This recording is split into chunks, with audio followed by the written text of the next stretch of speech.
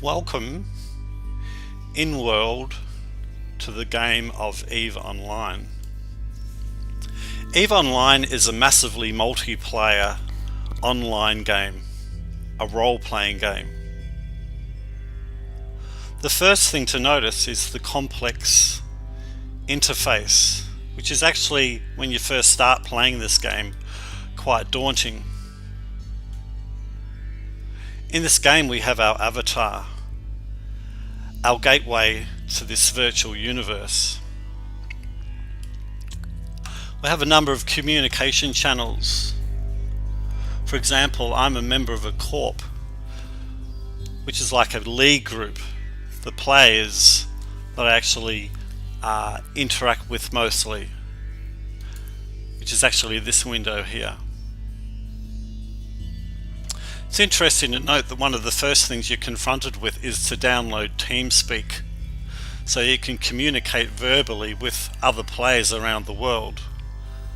So straight away we're pulled into the meta game, if you like, the game that surrounds this virtual world. There's a rookie channel to seek help whenever you need it, and this is the most active channel in EVE Online that I've seen so far. The chat boards are very busy, extremely busy, because as I said, this is quite a complex game, a very complex game. We have a character sheet, and the thing to take note here is skills that my pilot needs to train. At the moment I've got about 3 loaded that he actually continues to train on when I'm not online.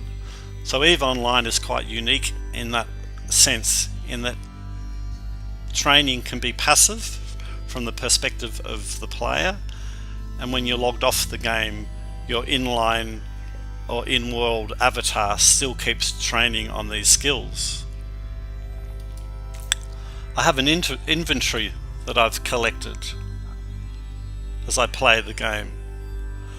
A series of ships that I've been awarded for completing missions, and also an item hanger for other smaller items that are also used as a reward system for playing the game. These two are skills that I can upload to my avatar, if you like, and he practices on. These I've been rewarded for playing the game. As you can sense then, this is a very participatory medium to be involved with.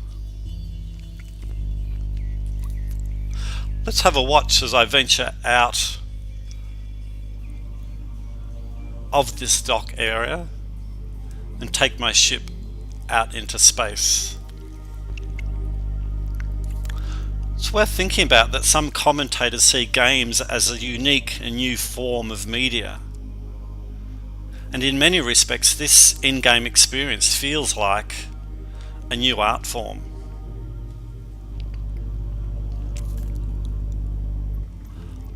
The game is participatory. I have my ship to fly.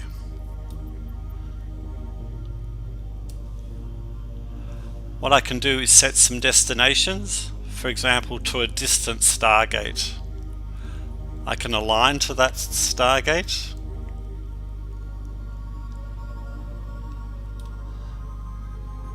and put my ship into a warp to head towards that gate at a phenomenal speed.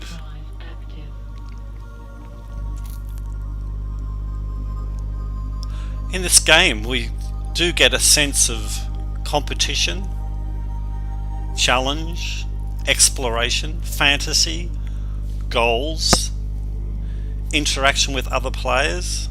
There are outcomes to achieve, people, rules, all those characteristics of games that we need to be aware of.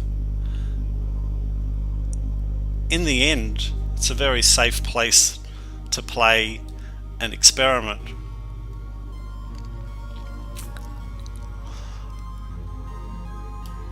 Let me just zoom in onto this feature here, which is a Stargate that we can actually use to travel to distant parts of this universe. I'll just come back to my ship. What I might do is take him back to his base and we'll dock back in safety. The narrative of this game is very strong. When we're out in space here, it's actually a dangerous, hostile environment. And the only safe place to leave your ship is back in the space station, docked. So when you log off the game, for example, you need to have your ship back docked in a station, safe from enemy, if you like, and the elements of space. It's easy in this game to experience that sense of flow that games are renowned for. Docking permission requested. Docking request accepted. This is a place to get lost inside. And as I said, the narrative of the game is strong, and it's a great place to reflect on what makes the game appealing. Because as I said, this is a notoriously difficult game to play.